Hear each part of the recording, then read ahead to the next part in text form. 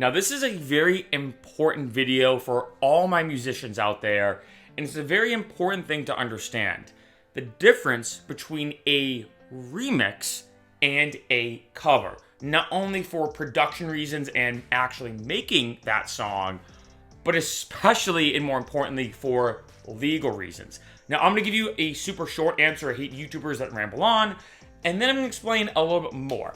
At the end of the day, here's really what it comes down to, and it could be semantics, but I'm making this as simple as possible. When you do a remix, you typically do not have the rights to that remix, as for most people remixing a song, you're taking original elements from the original song, putting them into your remix, putting your own spin on it, and then releasing it. So you are using, most likely, copyrighted material in that remix. This is why you can't take your remix and release it on Spotify.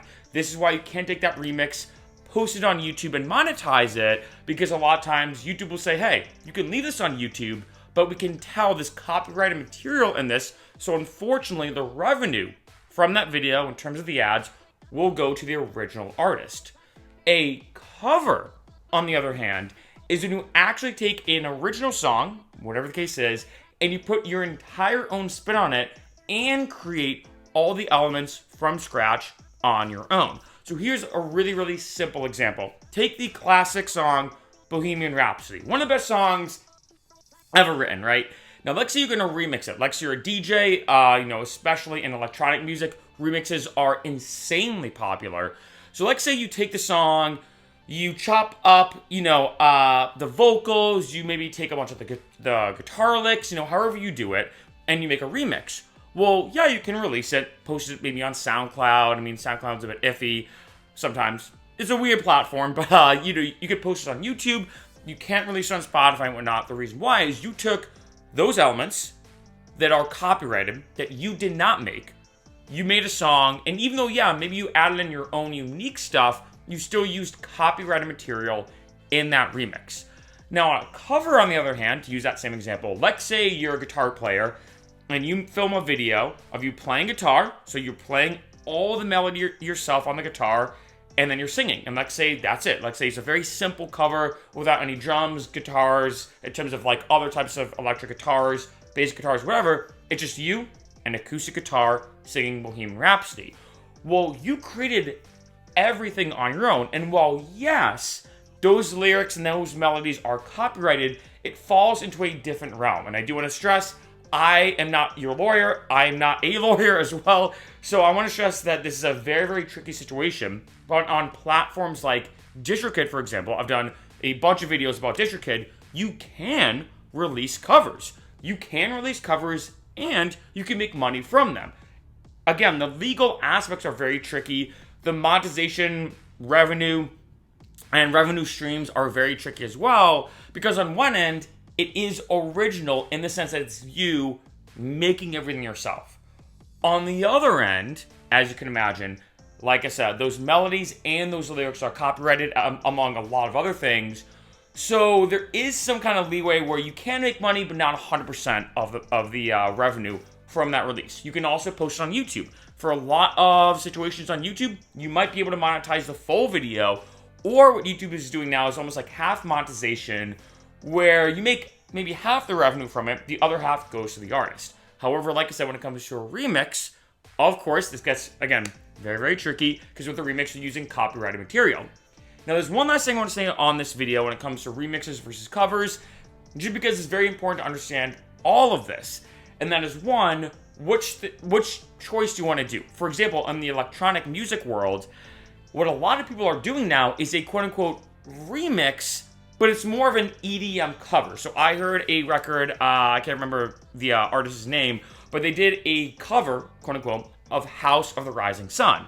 But what they did is they hired a vocalist, had them sing all the lyrics. They created this like heavy dubstep bass drop for it. So on one end, to an extent, it's kind of a remix, but on the other end, it's kind of more of a cover, right? Because they created everything from scratch, including the vocals. This is something you see a lot in the EDM world, because they say, you know what, for a lot of legal reasons, why do a remix where I'm using copyrighted material, which automatically means I can't put it on Spotify, I can't go on Apple Music, it's a nightmare. Why not just hire a singer, which actually might make you more money in the long run? Hire a singer, have them sing all the lyrics for me, everything we make from scratch. Therefore, we have more of legal control over that release. The second thing I want to talk about is now public domain. Now, this is a whole other can of worms. As you can imagine on this video, the whole music business space is, it can be a bit of a nightmare.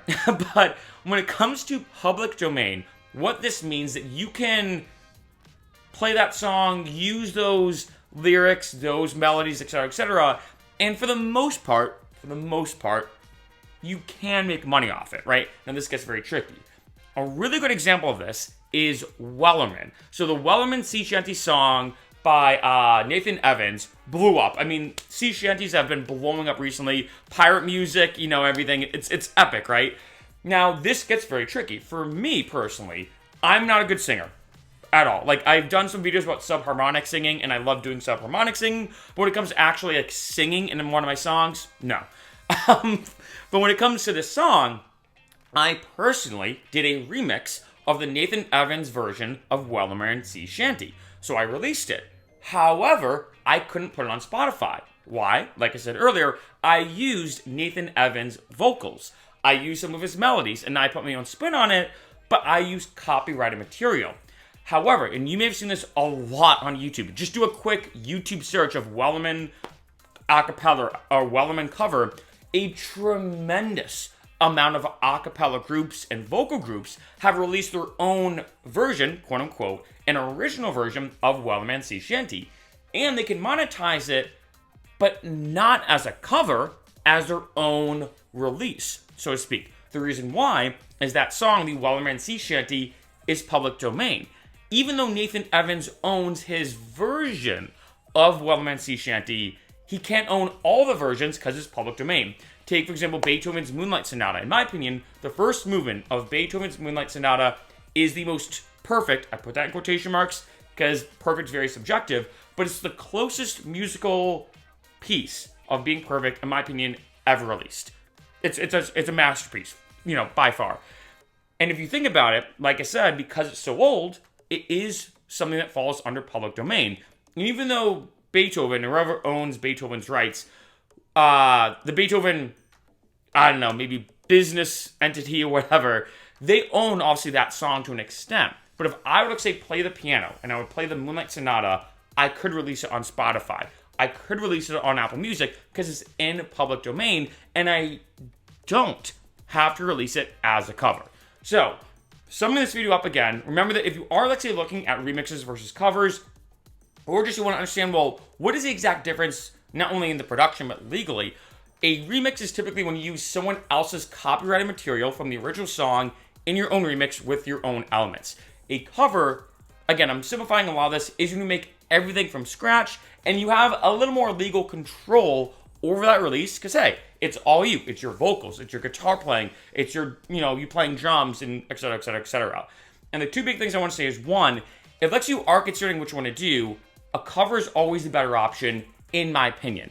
Even if, let's say, you release it and you title it, like I said earlier, House of the Rising Sun, Joe Schmo Remix, that might get a lot more hits from SEO perspectives, but even still, if you make it in a cover format where you create everything yourself, you have a lot more legal control over that release. And the second big curveball when it comes to this is then public domain. If something is in public domain, it's a lot easier for you to make your own piece, your own arrangement, your own recording, and you don't have to release it as a cover. You can release it as an original song.